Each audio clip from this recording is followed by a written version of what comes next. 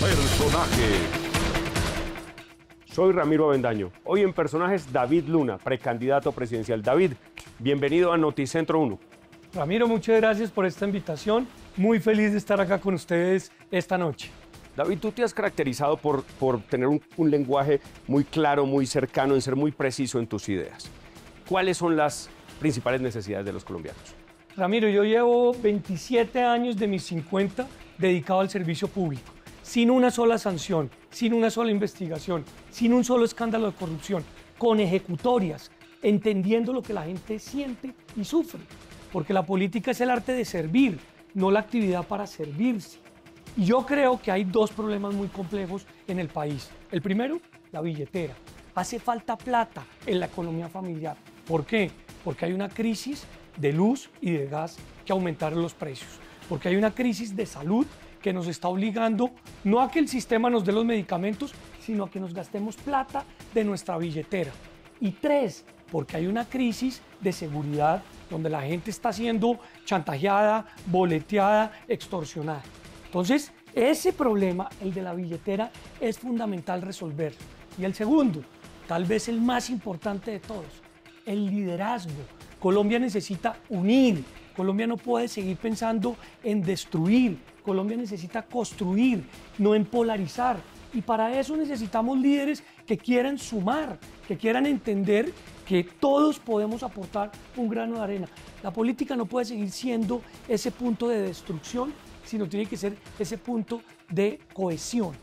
Bien, David, sobre el primer punto, economía, me lleva a la famosa campaña de Bill Clinton donde se filtra es la economía, estúpido, alrededor de todo. Nosotros en el canal defendemos las libertades y con mucha fuerza las libertades económicas. Creemos o estamos convencidos que detrás de eso, y lo acabas de mencionar, y es que para la libertad económica pasa también por la seguridad. Hablemos un poquito de seguridad, de cómo la seguridad le quita la posibilidad a la gente de progresar y qué propondrías hacer en materia de seguridad. Déjame arrancar primero con un principio económico que es mi mantra, que de alguna manera creó la tercera vía. El mercado hasta donde sea posible, el Estado hasta donde sea necesario. El ciudadano, como lo dices tú, debe tener la posibilidad de ser libre para elegir dónde quiere ahorrar su pensión o para elegir quién lo debe asegurar en riesgos laborales o en qué se quiere movilizar o dónde debe comprar. El Estado no puede imponerle al ciudadano qué es lo que debe hacer. Pero en segundo lugar, la seguridad atraviesa un momento crítico, primero porque se le amarraron las manos y los pies a la fuerza pública, a la policía. ¿Cómo? Cuando se establecieron esos decretos de cese al fuego sin verificación. Eso hay que revertirlo. Yo soy un hombre de paz, pero la seguridad es lo mínimo para que la ciudadanía pueda tener tranquilidad. La seguridad no es propiedad de la derecha ni de la izquierda, es un derecho que tenemos todos los colombianos. Y hay que recuperarlo, obviamente, entendiendo que quien delinque debe tener una sanción. Claro, resocializando a esa persona, pero finalmente una sanción. David, ¿hace falta una reforma a la justicia o hace falta una reforma a la forma como aplicamos la justicia? Yo vengo del mundo de la tecnología y tú lo sabes. La justicia lo que necesita es tecnología. En estos momentos tenemos más de 1 millón de expedientes en el atraso total. Con inteligencia artificial, sobre todo los de pequeñas causas, podrían evacuarse de manera inmediata en un 30 o en un 40%, permitiéndole a los jueces de la República o a los fiscales que la inteligencia artificial, que no es un tema de futuro, es un tema de presente, analice, cruce la información y le dé 3 posibles soluciones de fallo. Si no hay justicia, no hay tranquilidad, no hay seguridad y este país requiere ejercer la justicia. David, cosas por ejemplo como el porte ilegal de armas, que digamos que ya está tipificado en el Código Penal, pero pareciera que no se aplica como debe ser. Ese tipo de cosas, ¿cómo deben manejarse? Pero es que hay todo tipo de delitos que parecen que fueran conductas permitidas. El porte ilegal de armas, por ejemplo, que claramente está señalado como un delito. La gran mayoría de los delitos en Colombia se cometen evidentemente con armas ilegales. ¿Por qué no actuamos respecto a ellos? Simplemente porque se captura al delincuente y se deja en libertad. ¿Sabes, entre otras, por qué? Porque no hay una base de datos totalmente sintonizada con qué es lo que pasa con el delincuente. Entonces el delincuente se roba un celular, lo capturan, a los 3 o 4 días recupera la libertad. ¿Y sabes por qué? Porque no hay un seguimiento de cuáles han sido sus reincidencias. La reincidencia hay que sancionarla con efectividad en Colombia. Bien, yo creo que el tema de tecnología definitivamente es una solución práctica a atender el problema. Devolvámonos a una cosa que me pareció muy importante sobre el tema de las libertades y de la tercera vía. Hay, digamos, unos modelos donde el Estado prevalece que a mi modo de ver infantilizan a la gente. ¿Tú crees, David, que los colombianos son personas que necesitan que les digan qué hay que hacer o que somos suficientemente inteligentes para tomar decisiones? Mire, yo creo que no hay que renunciar nunca a la pedagogía, como ustedes no renuncian a profundizar la noticia. Los colombianos somos tal vez muchas cosas, pero lo único que no somos es brutos. Lo que necesitamos es la información para analizarla y para tomar nuestra propia decisión. Ese cuento de que hay unas corrientes políticas que simplemente lanzan mensajes y la gente las absorbe y punto, no. Todo ciudadano, todo televidente analiza y toma su propia decisión. Yo por eso lo que quiero señalar hoy es que esas libertades deben atravesar desde la libertad de información, pasando por la libertad de decisión, pasando por la libertad económica, pasando por la libertad de prensa. ¿Qué es la libertad económica? Para que lo entendamos filosóficamente, no es que un presidente cualquiera que sea nos imponga un modelo, es que yo, ciudadano, pueda escoger dónde comprar los tomates que son más baratos, que son de mejor calidad y que me gustan más, sean orgánicos o no, o lo propio con una bicicleta, o lo propio con un carro, o lo propio con una vivienda. A mí no me pueden imponer como ciudadano cómo informarme o no me pueden imponer cómo escoger. Eso es libertad. Y a mí me parece que ese es un punto que va a ser definitivo en esta contienda presidencial. David, ¿cómo conectamos eso con salud? Pues con salud es muy sencillo. Yo como ciudadano quiero escoger cuál es el médico que me atiende, cuál es el mejor medicamento. Hoy nos están restringiendo esa posibilidad por una lucha política, por una lucha ideológica. La salud no tiene partido. O yo les pregunto a ustedes, ¿el actual presidente es quien los atiende cuando ustedes tienen una falla del corazón? ¿O un expresidente es el que los atiende cuando ustedes tienen una falla en el ojo? No, es el sistema el que de alguna u otra manera tiene mucho que mejorar, pero tiene que entender que su forma, su objeto, su necesidad es el ciudadano, es el paciente. Ustedes y nosotros y todos debemos tener derecho a escoger la mejor salud. Si es pública, pues la pública. Si es mixta, pues la mixta. Si es privada, pues la privada. Pero algo más importante es que el sistema de salud no lo financia el gobierno, no lo financia el presidente de turno, lo financiamos tú, yo, todos los empleados, todos los empleadores que mensualmente hacemos un aporte muy importante que representa la sostenibilidad de la salud. David, hay un reconocimiento general de que la salud en Colombia funciona bastante bien, es más buena que mala. Pero por otro lado, además, hay un reconocimiento de que hay muchas cosas que mejorar y que ha habido corrupción. Esa idea de que esa corrupción que ha habido en la práctica entre lo público y lo privado, porque hay que reconocer que la corrupción no es solo de lo público y no solo de lo privado, es una combinación. ¿Esa corrupción se solucionaría con que se maneje todo desde lo público? Evidentemente en el Estado y en lo privado ha habido corrupción.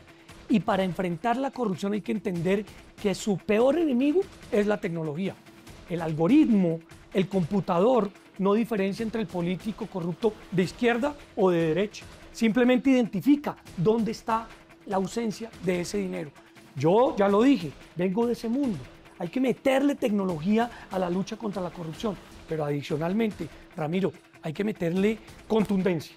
Extinción del dominio para lo que se roba el corrupto, pero también para todo su patrimonio, la casa, el carro, la beca, que son fundamentales porque los dineros públicos son intocables, los dineros públicos son sagrados.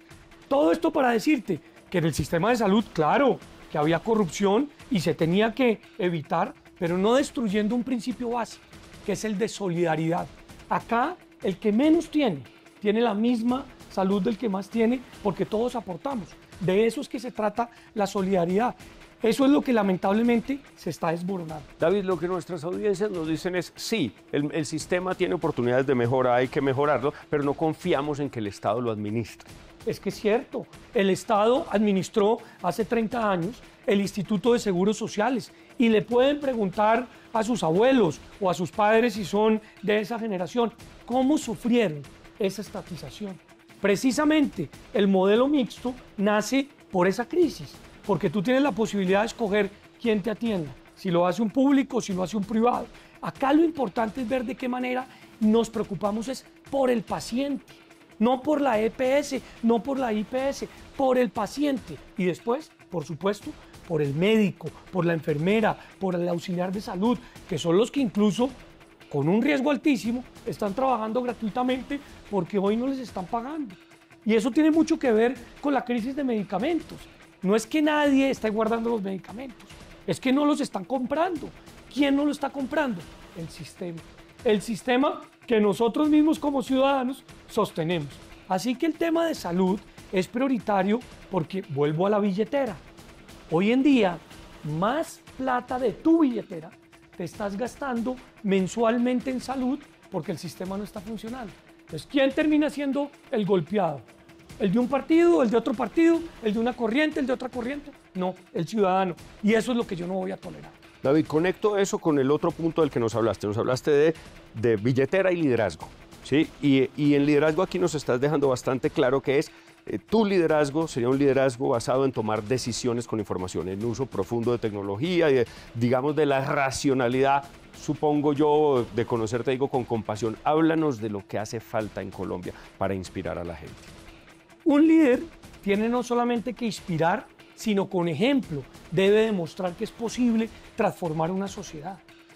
El tiempo no es nada distinto que el respeto hacia el otro.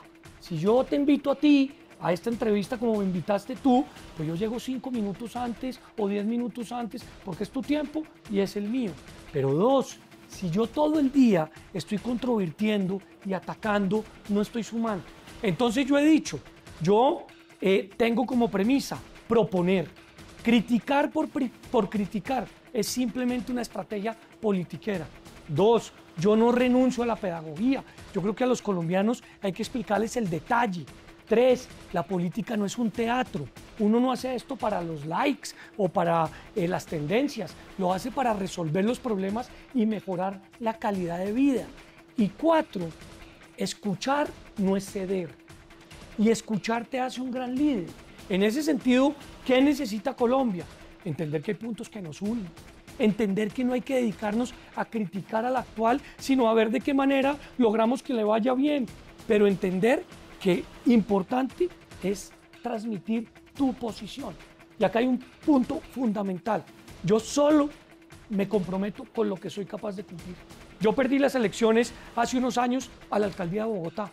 ¿Sabes por qué las perdí? Porque alguna persona me dijo, si usted promete eso, esas encuestas se van a disparar. Yo preferí no hacerlo, porque sabía que eso no se podía cumplir. De eso es que se trata esta nueva generación. Sin pretender ligarte, digamos, político o ideológicamente con Milei, parte de su éxito ha sido justamente eso, digamos, tener una expectativa clara y decirle a la gente, esto es lo que le voy a poder dar, no espere una cosa diferente. Yo no quiero ser ni Milei ni Bukele, yo soy David Luna. Y por eso estoy presentando acá mi hoja de vida, para que ustedes la conozcan, la analicen y indaguen. Yo lo que quiero es demostrar que esta generación tiene la capacidad de solo comprometerse con lo que se es capaz de cumplir y de demostrar con hechos que es posible devolverle a la política la dignidad. Yo no voy a posar ni de alternativo ni de outsider. Yo me siento orgulloso de 27 años de carrera, con ejecutorias y lo más importante, sin un solo escándalo. De política decente. De política decente y decente.